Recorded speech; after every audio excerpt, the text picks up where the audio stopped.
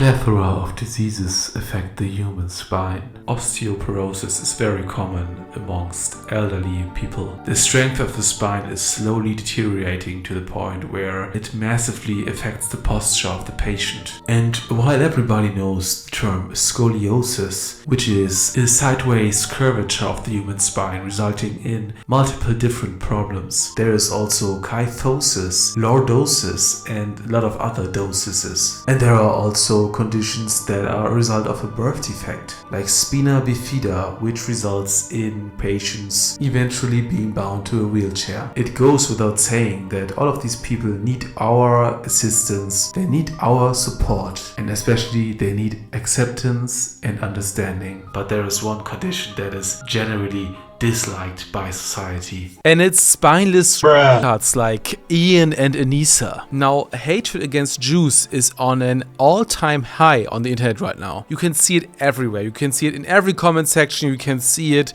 on different platforms. You can see it especially also on YouTube with this insane video of Bradley Martin interviewing Dan Bilzerian, completely uncritical without questioning anything this guy says. And then also this other one from Dan Bilzerian with 2.5 million views, where Dan Bilzerian is just exploding in his anti-Jew hatred, questioning the Holocaust and everything else. And of course, as a lot of people already know, one person who gets this stuff the most is of course Ethan Klein. Just because in his show's Leftovers with Hassan, he stated multiple times that he thinks that the state of Israel has a right to exist, which is a statement that is not accepted anymore, because people on the left now believe that Israel should just be abolished as a state because of the Israel-Palestine conflict. And you can be as much in favor of Palestine's freedom, you can be as much against a genocide, you can be as much against invading countries, bombing countries,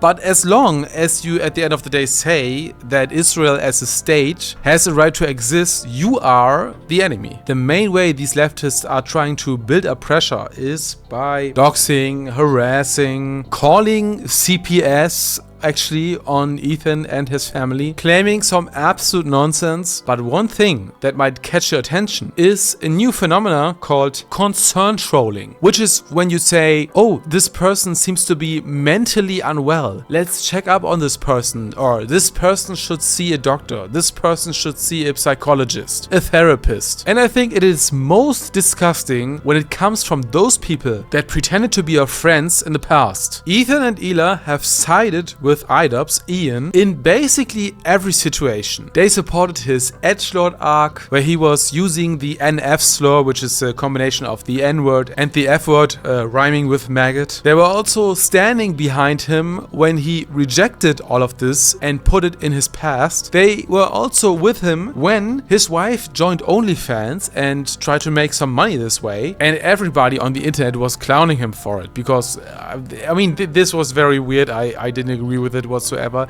They called him a simp. I don't know why they called him a simp. I mean, he's with that girl, but anyways. And also a lot of people, of course, said that they wouldn't appreciate if their partner would do something like OnlyFans. So Ian, idubbbz, got it from all sides back then. No pun intended. Especially because the audience that he acquired over the years, like an edgy gamer audience, they didn't want to see this. But H3 was always the place where Ian and his wife Anisa could come to just be welcomed, to also promote their stuff, to be accepted without criticism. They were promoting their box fight. Also, one of the cast members of the H3 podcast was actually participating. AB or Starkiller was in the first Greater Clash, and also in the second one, both he actually lost, and he was still dedicated. And now his wife is participating in Greater Clash 3, which is, I mean, the existence of the Greater Clash 3 is already like a very controversial topic, which I can maybe do in a separate video, but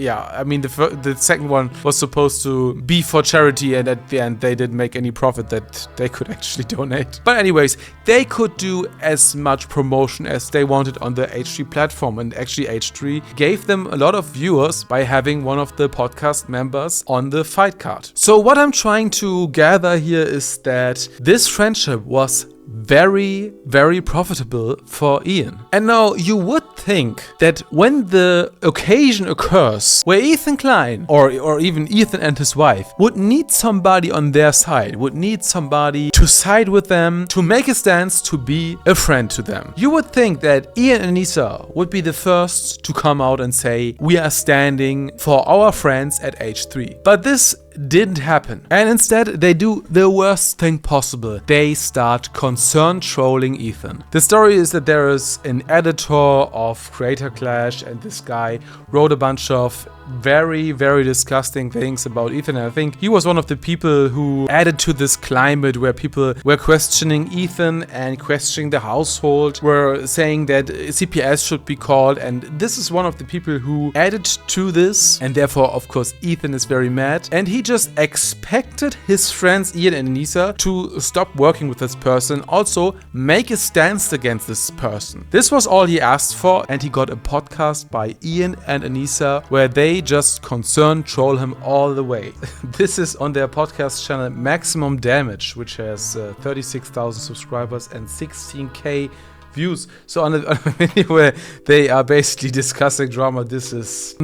yeah, I don't know what happened to idubbbz, I don't know. I mean, this guy has been one of the most popular creators of all time, especially with his Content Cop series.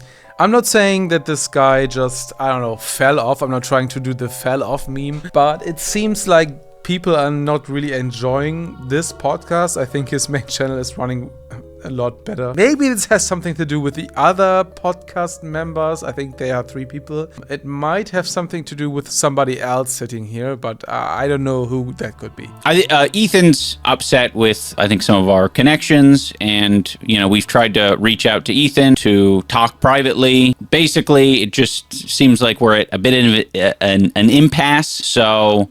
we want to stay out of the drama as much as possible. We don't want to pile on and add to anything. By the way, now that I'm criticizing these people, I'm so glad that I can also talk about their visual representation. I don't know, does he have a gold tooth or something? That's a bit weird. So this is our, you know, lukewarm addressing of it. By the way, what is this eye thing here in the background? This is so creepy. What the hell is this? We're always open to talk privately, especially, and yeah, we'll you know, the door's always open. Okay, they are always open to talk. Yeah, right. Yeah, the door is always open. I want to like really drive it home. We don't condone harassment of we any don't kind. condone harassment of any kind. Of any kind. Okay, period. Which is why we have not stuck our foot in any of this, because it is not productive. I don't think it's helpful. When lefties say that something is not productive, they are just bullshitting you. That's basically it. Not productive means I don't care what you say, I don't want to engage with it, so I'm calling it unproductive, as in it doesn't benefit my leftist cause. And these are real people who have real feelings. I think I want to pivot this into something that I don't think I didn't touch on it in my apology video many years ago. Was it many years ago? Was it 1 year ago?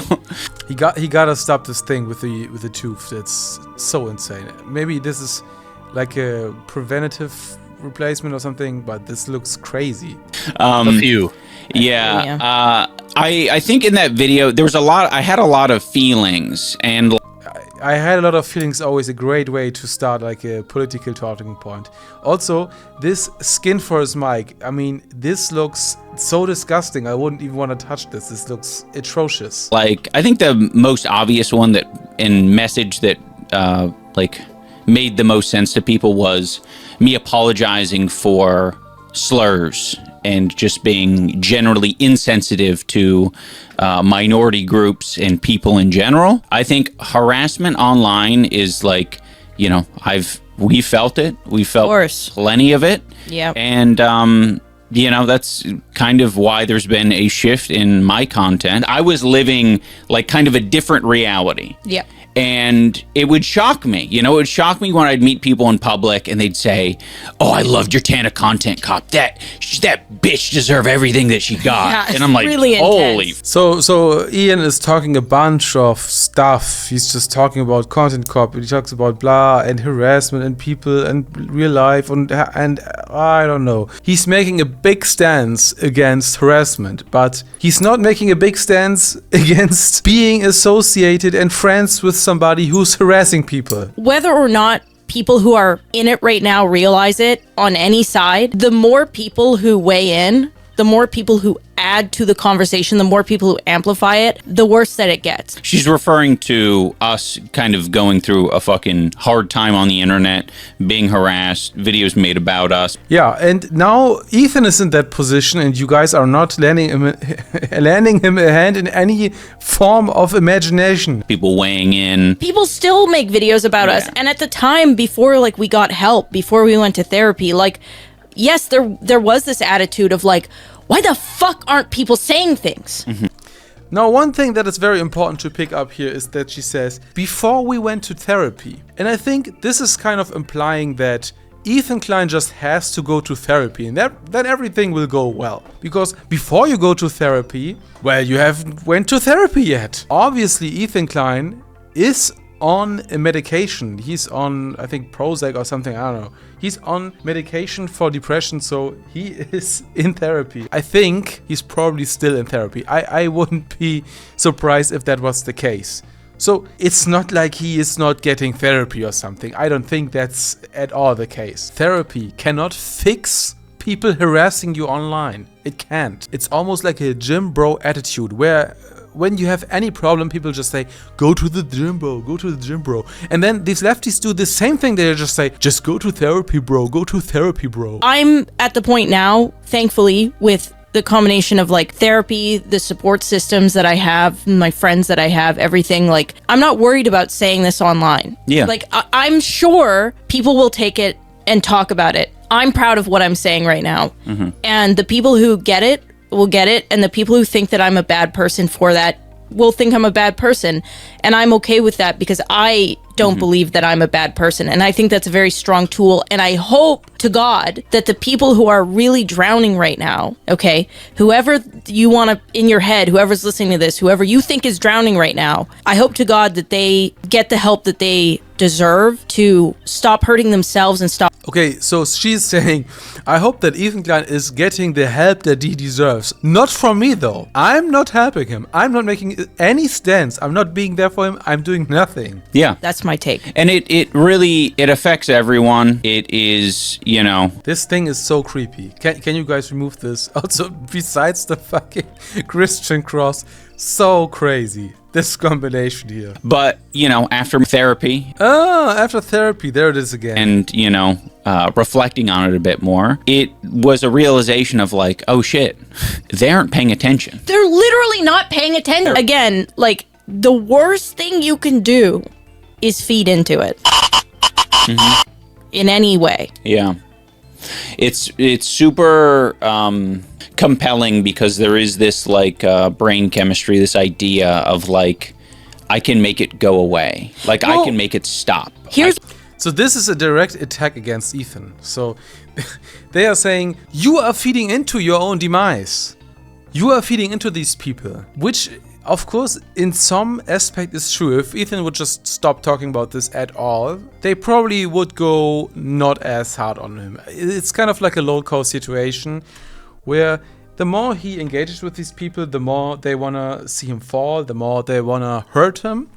So in that aspect, they are kind of right. But the problem is, if you go by this, you can never make any stance on anything. If you just go by, oh, I'm getting harassed, so let me just shut the F up. So if you just do this anytime, you can never make any stance on anything that is in any way controversial. So if you have any strong beliefs, like, I don't know, Jews shouldn't be eradicated or something, which is something that Ethan believes in, then you either have to make a strong stance and brace yourself to what's coming, or you just chicken out like these two. It seems like these two wouldn't make any stance that would be in any way uncomfortable. The thing is, and this is like the cycle, because it is a cycle. So basically, they don't address the situation head on. They are not at all talking about Ethan, besides like a short mention in the beginning. They are not talking about this editor that was harassing Ethan on X. They are just doing some like general statements about get therapy, don't feed into it. And this is supposed to be enough from your long-term friends, people that you have supported over the years in every controversy ever. Support them with their business endeavors like Creator Clash and so on, and now we end up with concern trolling, basically. For me, this is concern trolling. This is like, oh, Ethan is not well. He needs to go to therapy. He needs to stop feeding in. He needs to maybe even go offline. He maybe needs to not post anymore. This is like the typical talking point of Ethan haters.